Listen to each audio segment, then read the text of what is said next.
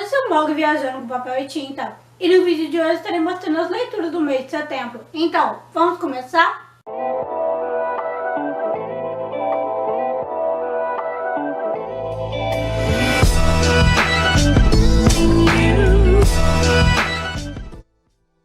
O mês de setembro também foi um mês bastante produtivo. Esses 3 últimos meses têm sido bastante produtivos. Eu estou muito satisfeita com o saldo deles. No mês de setembro, então, eu comecei concluindo O Filho da Bruxa. E aqui a gente vai ter a história do Grumo. Ele foi encontrado por uma bruxa na floresta. E ele vai ser criado por essa bruxa. E eu achei interessante que aqui a gente vai ter um reconto de alguns contos de fadas. E a própria história do Grumo é um conto de fadas. No começo eu não associei qual conto de fadas seria. Mas quando eu percebi foi, uou! Mas ele é um personagem bastante detestável, bastante mimado. Mas dá pra gente tirar várias reflexões dessa história. E eu achei bastante interessante. Para o projeto lendo a Agatha Christie, então eu li O Adversário Secreto. E essa vai ser uma história do Tom e da Tupence. Esse é o romance de estreia deles. E eu gostei bastante. Ela é bem asvoadinha e o Tom é bem mais pé no chão. Então eles juntando suas características conseguem fazer uma boa dupla. Durante a Primeira Guerra, o governo britânico acabou assinando alguns documentos, que nesse momento era bastante vantajoso. Mas após o fim da guerra, com todas as mudanças políticas e econômicas na Europa, esses documentos acabaram se tornando uma bomba relógio.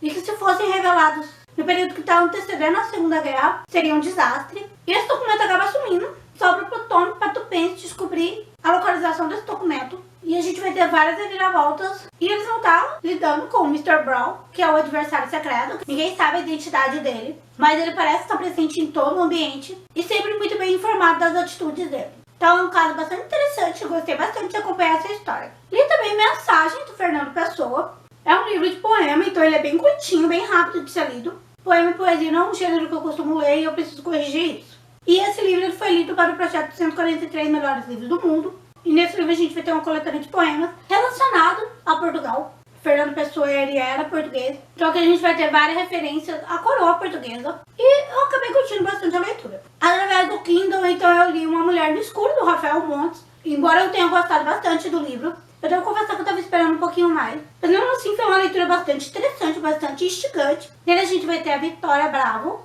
Ela teve a sua família assassinada quando ela tinha 4 anos e ela foi a única sobrevivente. Então ela é uma pessoa que cresceu cheia de traumas. Então ela faz terapia, faz acompanhamento psicológico. E ela tem uma tremenda dificuldade de interação, de socialização.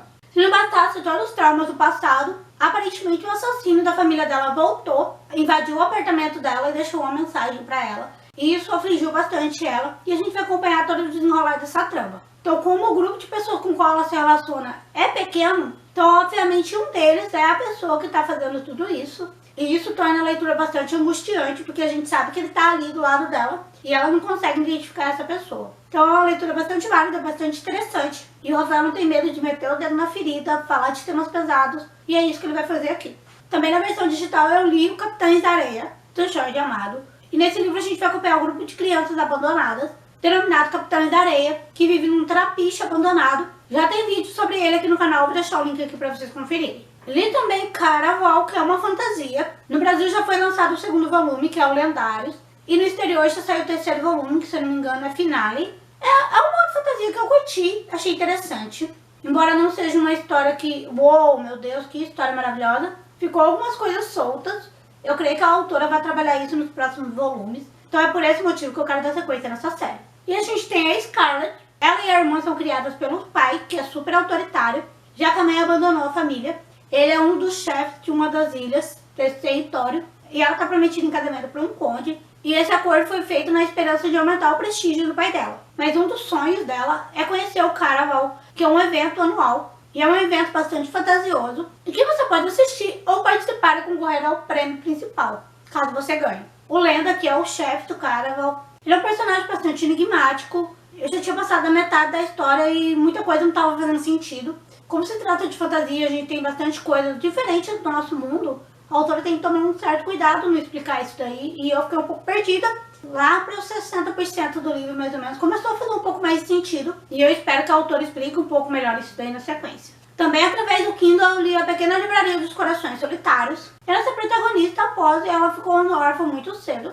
E ela acabou sendo responsável pela criação do seu irmão, o Sam. Mas ela contou com muito apoio da Lavínia, que era dona da livraria onde seu pai e sua mãe trabalhavam. A Lavínia permitiu que a Pose e o irmão continuassem morando no apartamento que fica em cima da livraria, e a Pose continuasse o trabalho do pai. No começo da história a gente acompanha o velório da Lavínia, e em seu testamento ela deixa a livraria na mão da Pose, mas tem uma cláusula nesse testamento que diz que a Pose ela tem 2 anos para tornar essa livraria rentável, ou a livraria passará para o neto da Lavínia, que é o Sebastian. Isso porque a livraria já estava meio capengando nas finanças já tem um tempo, e o único motivo dela continuar aberta é que a Lavínia não precisava de dinheiro, ela fazia isso por amor. E não tinha como ela deixar essa bomba relógio na mão da Pose, e a gente vai acompanhar todos os planejamentos da Pose para dar um upgrade nessa livraria, mesmo recebendo também a tiracolo do Sebastian, que é considerado um dos homens mais grossos de Londres. Em vários momentos eu tive vontade de socar a cara dele. E eu achei esse romance bem água com açúcar, bem cheio de clichês, mas é algo que eu tava precisando depois de leituras tão tensas. Depois disso eu acabei pegando Rezar como um Filho de Rei, só que eu acabei abandonando a leitura. A minha ideia era ler ele para representar Benin no projeto Lendo no Mundo, e eu acabei percebendo que ele não tinha nada a ver com o projeto.